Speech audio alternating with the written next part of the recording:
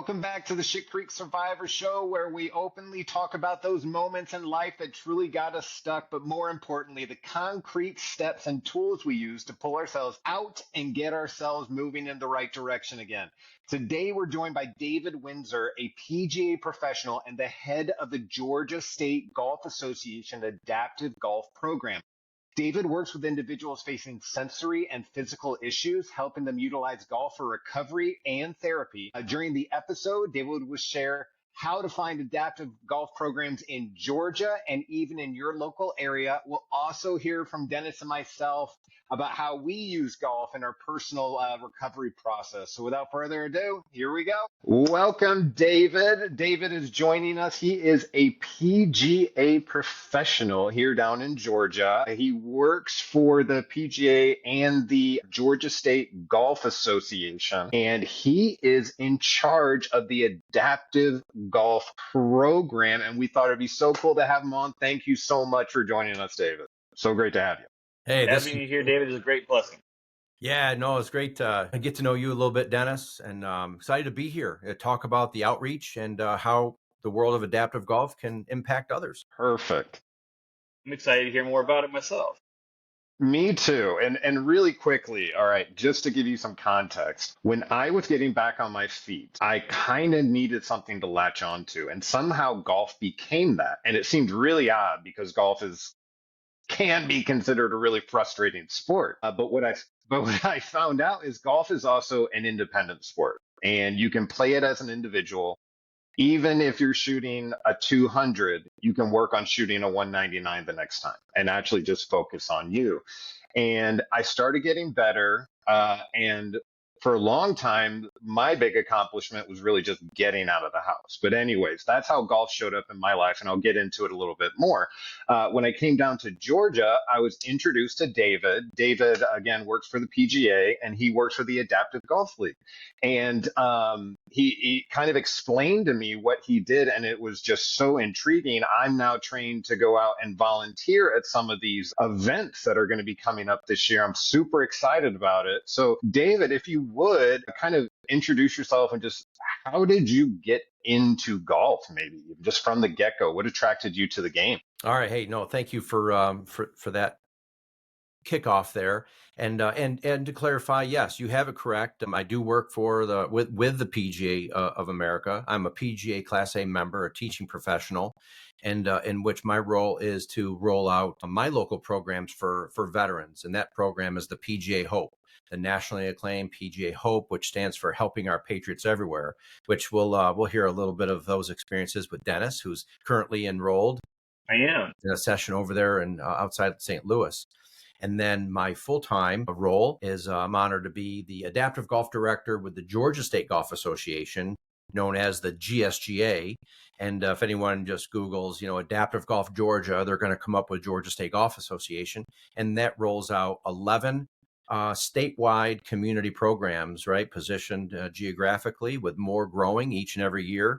And again, those are complementary for anyone with physical, cognitive, sensory impairments and, family, spouses that want to come in and find the right equipment, the tools, the techniques, and the strategies in order to have access to learn and play and enjoy the game, right? That's what it is. At the end of the day, you want to be able to enjoy these things and reap the benefits that you sort of acquire along the way. And so how did it get to this point, right? 26 years now into it. Wow. And I usually say good for you. I was minding my own business, right? I was just minding my own business. And I had, that's how every good story starts. Yeah. So what happened was. Yeah. No, I was just acquired a position in Sarasota, Florida, at a golf course, 27-hole facility. And I was so excited just to get a grasp on managing the events, the teaching programs, doing things with juniors and different camps over the summer. And I had a physical therapist come in one day, introduced himself, and he said he'd been, trained through the Adaptive Golf Association up in Georgia of all places, and that he was rolling out a program to serve his clients. So he had, and again, this is 1999, he had World War II veterans coming through physical therapy through his facility. And there were recent stroke survivors. There was a brain injury, due to accidents, and there was limb loss. So there was from diabetes or other accidents and instances, amputees coming out. So he had a pretty good spectrum of folks coming out, 6 to 10 individuals. And he wanted to get access to the range and just find a little place that provided some serenity in the afternoons for them to get their mojo back, right? Golf therapy without ever having to say therapy. And so I was like, sure, let's entertain it. It's like, yeah, come, why don't you have the group out? And you've heard me say this before, right, in our training, that all of a sudden people are pulling up to the bag drop. I'm peering out the window of the golf shop, and I'm seeing someone come out that needs some more assistance, getting out of the car, maybe transferring into a power chair of sorts, or someone coming in with a cane. And you could see that they were impaired, right?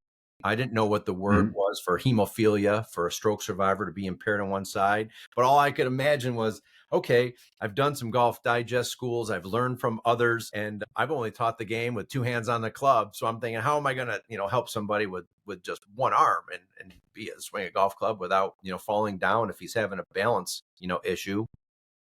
But it was that physical therapist, after we got everybody shifted up to the range, we spaced everybody out, with space and, appropriate distance. And just that physical therapist recognized that I didn't know maybe how to interact or what to ask and things like of that nature, because it was all new math. Yeah. He just said, hey, look, he goes, just let them show you what they can do. So if someone was in a seated wheelchair, a power chair, if they could only swing with one hand, many of our older gents that were World War II veterans, they might have had aphasia where they weren't able to communicate so well, but just the look in their eye and where they tapped that club, and man, they said, I want that ball right there. And you just kind of feed off of their vibes, and wow, the things that can happen from that. And they would just come out every week. It was something they looked forward to. It was just beyond therapy for them. It was just them re-identifying and, getting, finding all new dignity to be out there. And they would look, and some would say, look at that, honey, their spouse or their kids. And it was something that, they were just proud to bring others to and recommend. We would practice, actually go out to play, and we'd have the accessible carts. And for them to get out on a golf course again, I mean, that was, it was just, they say it themselves, and I'm not making this up. I mean, they would say, hey, some folks find their peace inside a church on a Sunday morning, and others, they find their inner peace out on the golf course with their family, their friends, and just being surrounded by nature. And it just became more than just a golf clinic. You could see the relationships form, and the new goals being derived, and folks were getting back, and through speech therapy and physical therapy, their mobility came back. And so as a weekly program back in 99, and then having 9/11 take place, and then seeing how the call for more therapies and how we can heal our men and women coming through the VA hospitals after they kind of dish them out from those 4 walls, what's next for them. And it just happened to be, we knew someone with a relationship at the Tampa Polytrauma Veterans Hospital. And from there, they embraced it in 2007. And that then became a weekly program to serve our patriots through spinal cord and, all the different, trauma departments, and just to get them out and give them a chance that there's more to life, here's the next chapter for you guys to write. So that was awesome. kind of a nutshell between 99 and 2007. It's awesome that you've been doing this long. That's awesome. And you got to probably really see the change of the culture there, from probably mostly veterans being Vietnam and World War II veterans to suddenly post 9/11 veterans. So did the groups get younger, get bigger, all that kind of stuff too? The problem probably didn't really change that much. But you brought up a good amputees, point. mental illnesses, things like that.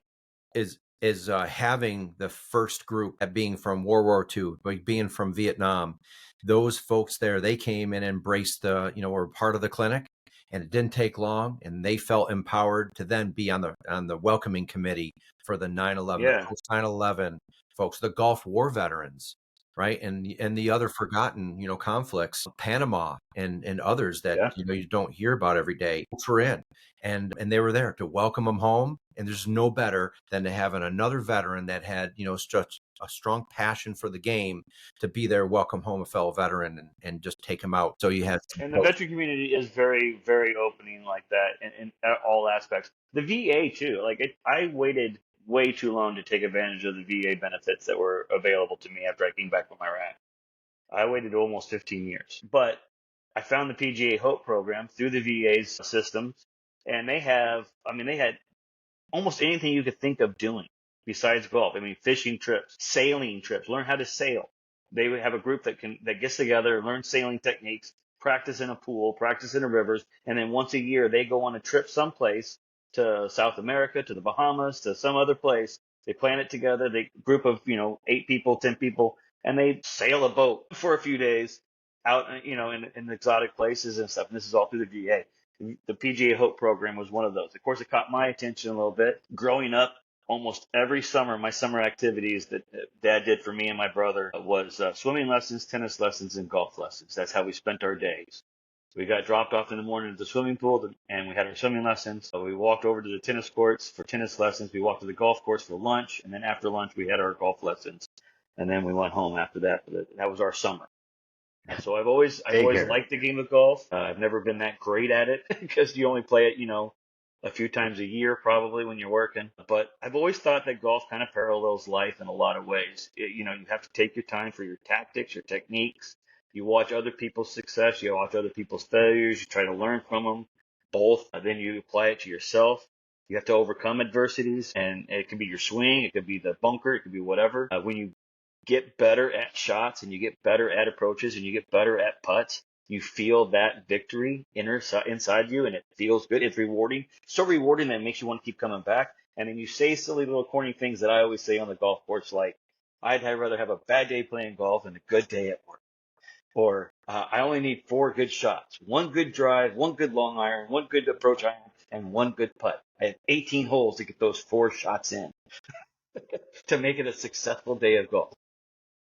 But and the it's very PGA Hope program measurable. was really good too because more lessons and got better and better and met more veterans and make some connections. And now I'm starting a league this year through the PGA Hope program. So thank you for all that stuff that you put into it on behalf of all the veterans. I mean, we do. There's certainly that emphasis, and after 9/11, of all the groups that came out to know how they could serve, this generation, and but now has the really the talk of PTSD and what that all entailed, and the service coping skills around it. That's usually been just related, and it's been a stereotype. Oh, it's our veterans. Oh, and all this. So I mean, just kind of going on beyond and the mix and the things that we do in the civilian community, and you learn of the trauma and all that can come around from any walk of life, and that's what Mm-hmm. really is truly embraced with us.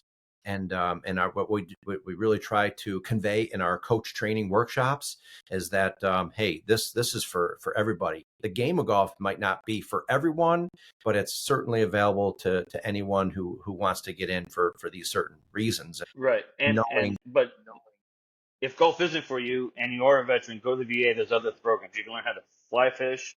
You can learn how to sail. You can learn how to bike. You can bowl. You can do everything. And there's other programs too. But if you like golf at all, check it out. Get into it. If you have a disability around in Georgia, look it up. Get into it.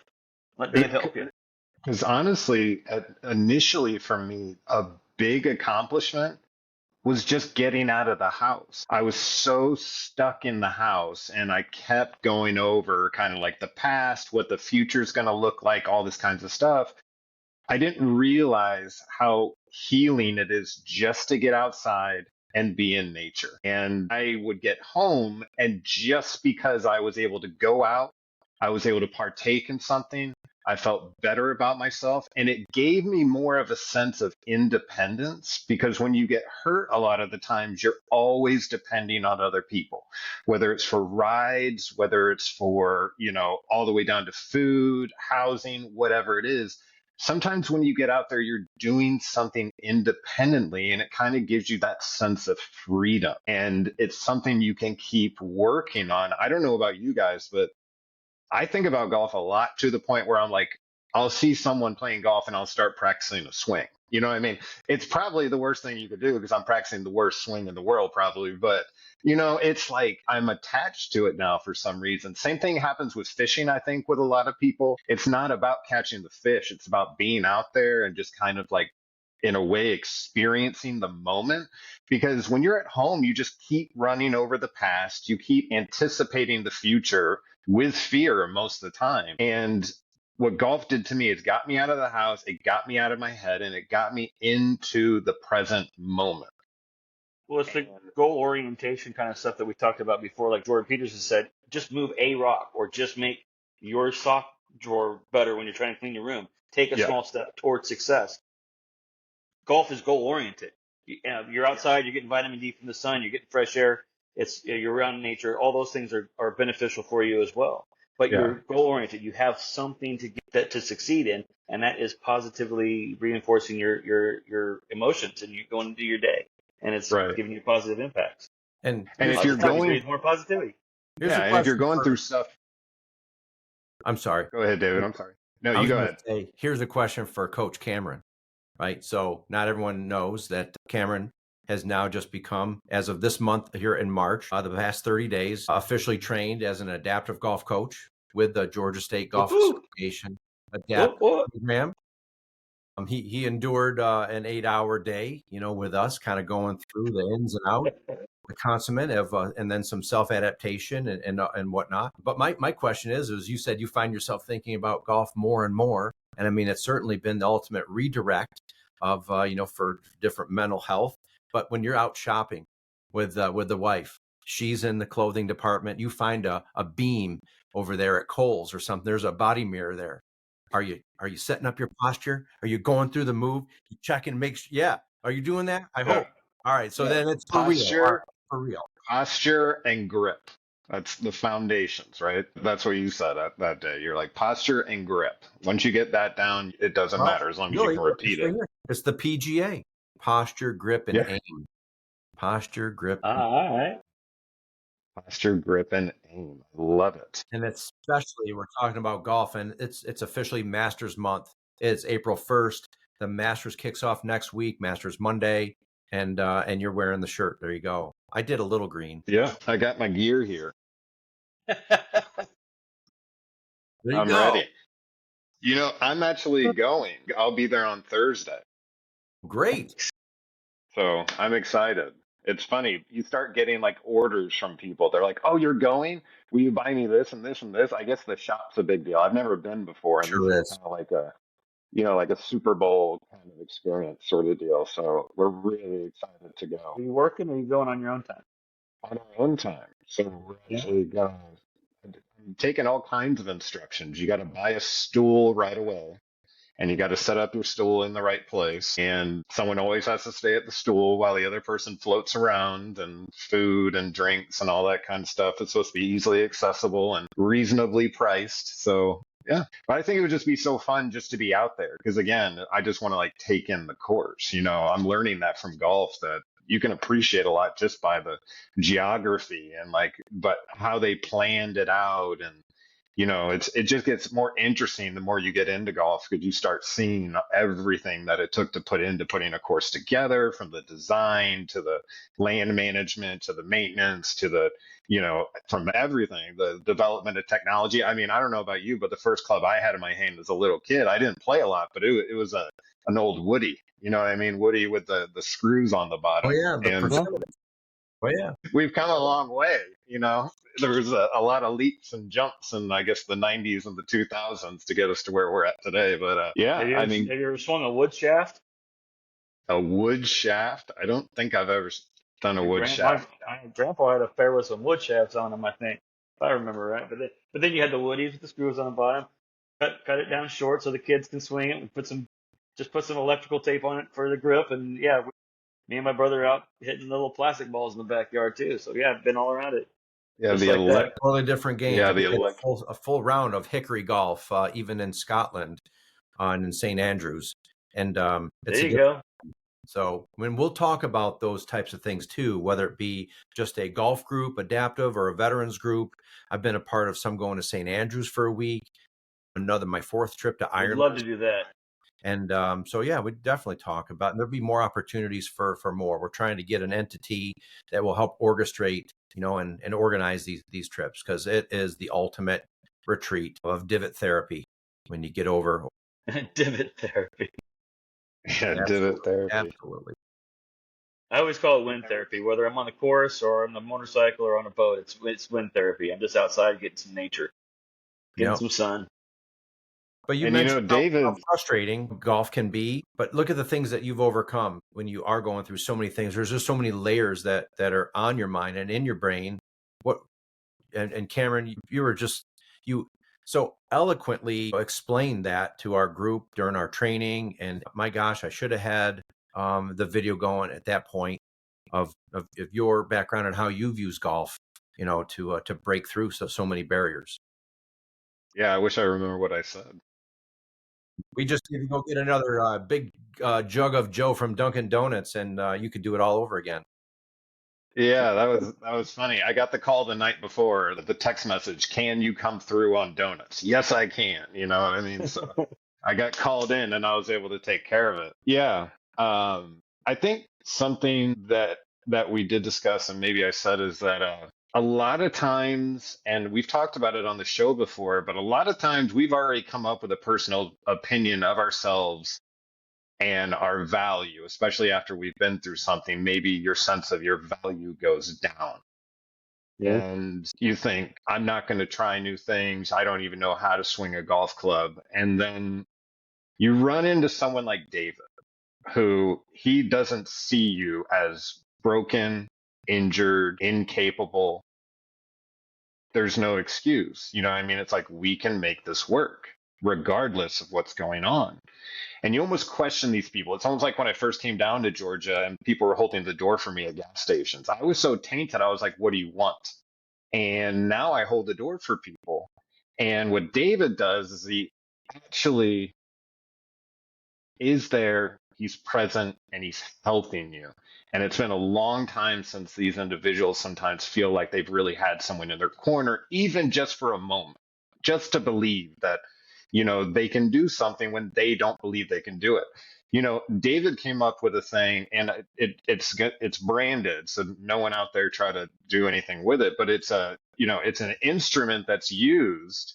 It's a board, and it allows an individual who's first trying to even find the ball with the club to have more accuracy, because if you hit a little before it or maybe a little behind it, and then you put a tennis ball in there, you're going to make contact. And then you start getting a sense of, the club coming through and that contact. And if you're hitting the board a little behind the ball, then you kind of learn, maybe I need to back up or get some more space. I'm not a pro or anything like that.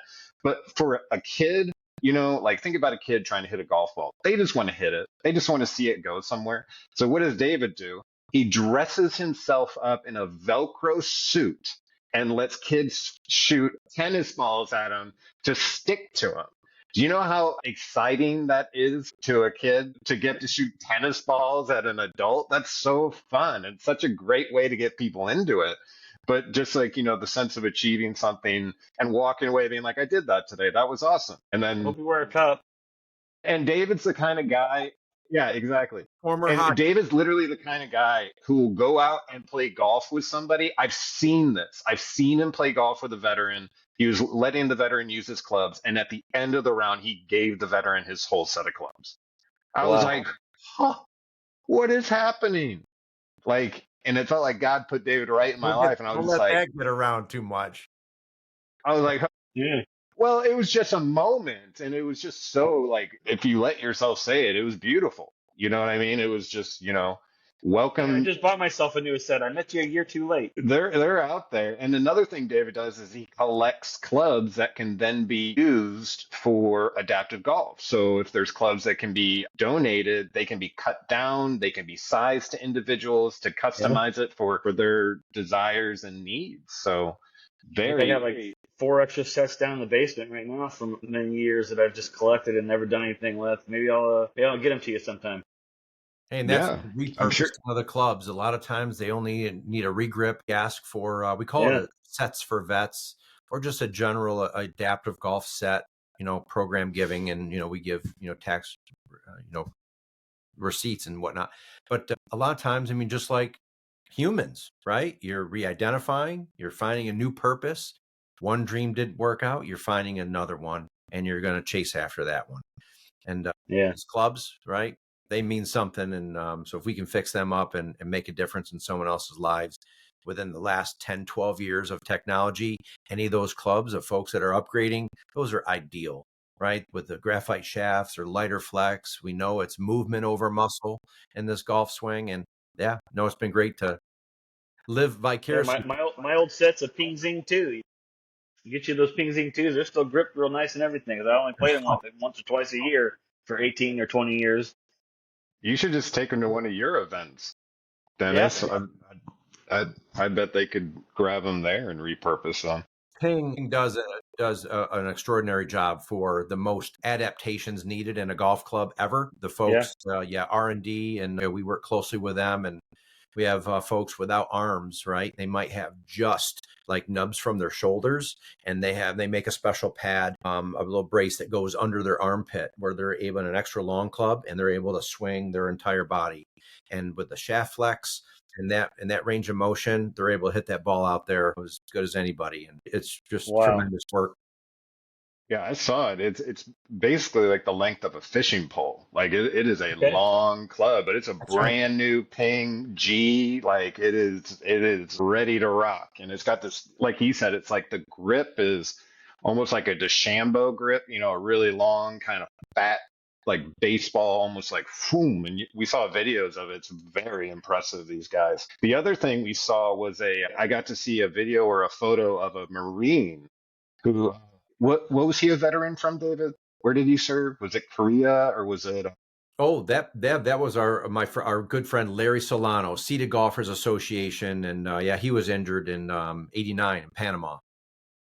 Okay. in Panama? And this gentleman, I was watching him in his chair, which is we can talk about it. It's like it's a wheelchair that makes basically even sand traps accessible. So this gentleman was Okay. hitting out of the sand better than me or most people I know out of the sand from a wheelchair and plopping it right next to the green. It was just such a cool thing. And it turns out since then, I guess chairs have really kind of been developed, and there's all kinds of like mono chairs and all that kind of stuff. David, I know you have them at the Bobby Jones Center The here. Solar Rider was the Yeah. one that Larry uses, and that's been really the safest one to use for in and out around golf courses. And but there's also a new one called the Verticat, another good machine for those with higher spine injuries.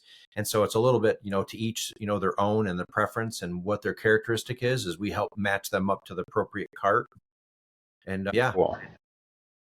give them that Yeah, it's accessibility really, to everything. yeah. And again, the sense of independence. I'm Yeah. not in a wheelchair, but the sense that you could go out there and do it on your own. You know what I mean? A lot of my problem, a lot of the times was like people wanted to help me, but I was more like, get off me. Like I need to do this on my own. Yeah. Like my wife would literally leave to go to work. My dad would be there kind of watching me after I came out of the coma and all that kind of stuff. Because technically they wanted a ramp at my house, but we're like, we're not doing a ramp. I mean, he's learning to walk. He'll be fine. The only rule was don't go in the basement while Kate was gone because my dad couldn't help me up the stairs. And for some reason, that made me really want to go in the basement. And when I couldn't get up the stairs, I was like, oh no, I'm going to be found out. So I had to crawl up the stairs. But then that got, that got me stronger and all that kind of stuff. But anyways, that was a little side note. So, David, what keeps you going in golf and adaptive golf? Because it appears to be growing so fast. There's tournaments now where, it appears to be larger purses every time it happens.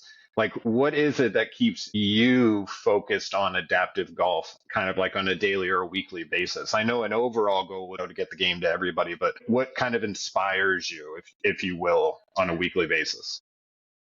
I tell you, it is just, it takes a lot of energy, right? To do these Hmm. things, right? There's that one quote, if it It's if it's dressed in overalls, it's probably going to take some work, and go after it.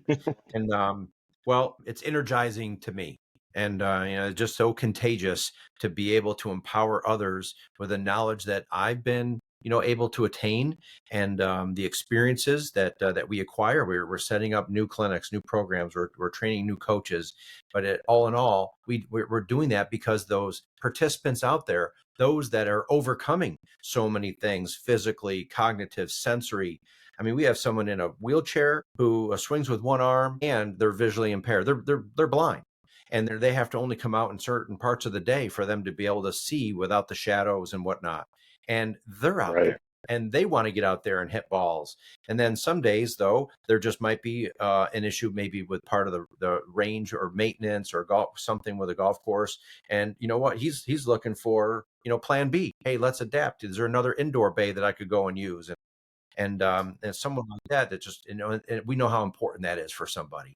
That is now, their routine for recovery. And just to see how many great things come together, and the spirit overall, just to see first that sometimes someone will be there and they're very reserved, like you had mentioned. It's like, hey, what do they want from me, or what, and it can be very intimidating of what to expect. And I think when people come to our programs, and I like to say that they come to any programs that we've had our hand in helping, we just feel like they have a great welcoming mat, and they just have the respect for everybody, no matter what level they're at.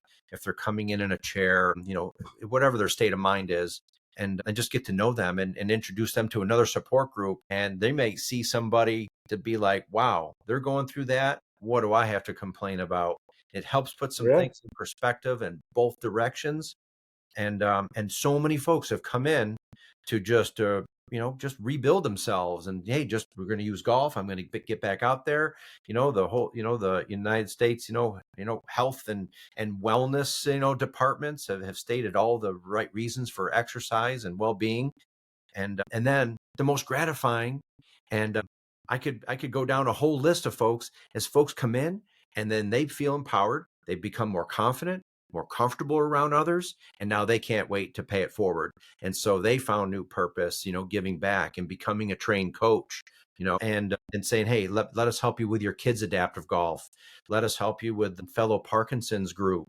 The traumatic brain injury group just went out to play golf today, a 9-hole best ball scramble right here in Atlanta. That's where I was just coming from before That's amazing. we connected. And so just so many good things are happening. And that's what keeps me going. And the emails, they come in too. And that can Yeah. kind of keep me going longer than I want to at night. But it's all good stuff. And just to know that I have other people that are helping, and that team is building. It's all about the team. And like you said, it's growing. We have now 13 other state golf associations that have seen and have been able to acquire the things from our team in Atlanta, from our GSGA. And now there's more adaptive golf tournaments you had mentioned, and you even mentioned the purses to such. Yes, an Mhm. amateur golfer that with adaptive characteristic, and there's 8 overall impairment categories, such as your seated golfer, then you have your amputee golfer, then you have a multiple limb loss, right? So someone might be missing leg Mhm. and arm. Then you have neurological, where folks with cerebral palsy or with stroke survivors, they've had their swing sort of their range of motion impeded, Yeah. with their characteristic. Anyway, there's those characteristics, and they can play for purses, and they're able to earn up to $1,000 and not interfere with their amateur status under the USGA rules. Okay. It just continues to go. Now states are what they pride themselves on, amateur golf championships, and they're hosting these events, and they're really Well, hanging a carrot for folks to get out and be a part of their next chapter in life. It's amazing. It's a wonderful journey to be a part of. and I'm going to That'd say be this. rewarding to see that Yeah, firsthand on a daily you're basis. right in the middle of it, and I think it's sometimes when you're right in the middle of it, it's hard to see how much you're doing. So, David, you inspire people all the time, and what you do is amazing and it trickles down. So thank you. It Well, goes to a lot of people. You're planting a lot of seeds that whose shade you will never enjoy, but you just keep planting them. And it's so amazing. I'm so honored to have gotten to meet you and gotten to work with you. I see nothing but good things in the future. For a little bit, we were going to put together a little thing at Town Lake here in Georgia. We were going to start having kind of range sessions and having, first responders or veterans, whether they're active or former, coming out and just hitting on the range just to kind of get some swings in and that sort of stuff. But then COVID sort of happened. I went and tried an adult job somewhere, but I had to come back to golf. I had to come back to helping individuals, and yeah, golf is definitely healing. It's so backwards, but it's healing. And now, if you go in my backyard, it's basically set up as like a chipping range. When I see like my backyard, I'm like, okay, I'm gonna mow it just right. I'm gonna put a flag over here and all this kinds of stuff. So you kind of get like, I guess you'll say, addicted to it. And as soon as you're turned on to it like that, as soon as it gives you that bit of accomplishment, you'll see it. And I know David sees it all the time. They become like this walking microphone for how amazing it can be. They're just on. Yeah, they're like on fire for it. And you're like, yeah, I know. I've been telling you golf's amazing. But really, when it clicks, they're like, I see what you're saying. Yeah, I want to say that sometimes, sure. Yeah. But no, it's just great to see the transformation, right? For those who served our country, those who have served our community for many years. You guys are, just advocates for society, and to have golf be a part of it, and to see how it spreads. That's why I'm so honored to be. Well, my goal has always been to, now with this new startup going on, my new fame, my new life, my new thing, I'm gonna make the senior tour. That's my goal. Yeah. But you got to speak it into existence. So exactly, I'm speaking it into existence. You got to believe it. That's the first thing I said when I walked to the very first PGA Hope meeting at Scott Air Force Base last year, right around this time probably. And I was like, "What are you here for? To improve your drive, your long irons, your short game? What are you here for?" I'm here to make the senior tour. And they all chuckled a little bit. I was like, "Hey, you got to start somewhere." Perfect. So again, David, if people wanted to find more information about adaptive golf, like if I was just like, okay, well, I now know what adaptive golf is. How do I find out if it's in my area? What would you do? Well, Google, right, is our friend when it comes to this, but sometimes you're going to find so much. But here, for anyone in Georgia, Google Adaptive Golf Georgia, and it comes right to our GSGA program and listing all of our complimentary programs, focus groups, things like that. Overall, you can go to USAGA, and that's United States Adaptive Golf Alliance. And again, that'll show up too if you go Adaptive Golf USA, and that will give you a listing of not only clinics, all 55 of our organizations across the U.S., so someone can find those, and then also the competition. So there's a full calendar that states different clinics and competitions. So there's a little process for those that may have a different characteristic. If someone, wants to just, apply for a player pass, there's information how to do that in order to get vetted and, seek a, medical assessor that'll do that. So then they will, be qualified to play. Perfect. Well, again, thank you so much. Dennis, do you have any last words of wisdom to send these people off for the rest of their week? I don't have anything golf related really. Something usually comes to mind, doesn't it? Like the BC one. What's the BC joke? I remember the BC comic in the newspaper. Oh yeah, the caveman. Yeah. Okay. Yeah. Well, one of them's name is Thor. One of them's BC. Whatever their names are, I forget. He goes, "Tell me more about golf. What is the secrets to golf?" Where you tell me. And he said, well, golf is you're trying to hit this little ball into the hole, right? And most holes are a par 4, but some are par 3s and par 5s. That's the average amount of strokes it should take you to get the ball in the hole. Okay, but if you hit it under that par, it's a birdie. If you hit 2 under the par, it's an eagle, or a double birdie, eagle, all that stuff. And then when it's over par, it's a bogey and a double bogey. He goes, well, what's 10 over par? A reason to quit. I disagree. Man. Go playing. Keep going. Keep Take playing. It's and move on. That's how it goes. That's right. Exactly. All right. No more than a snowman, right? Exactly. Yeah, just take the snowman, move on. Guys, thank you so much. This was amazing. I hope that everyone out there had a great time listening, and we'll see you next time. Absolutely. Hey, Dave, nice to meet you. Keep doing what you're doing. Maybe I'll come down and see you sometime and bring you some clubs or something. Let's talk about But that. very, very good job. Keep doing it, man. I appreciate it.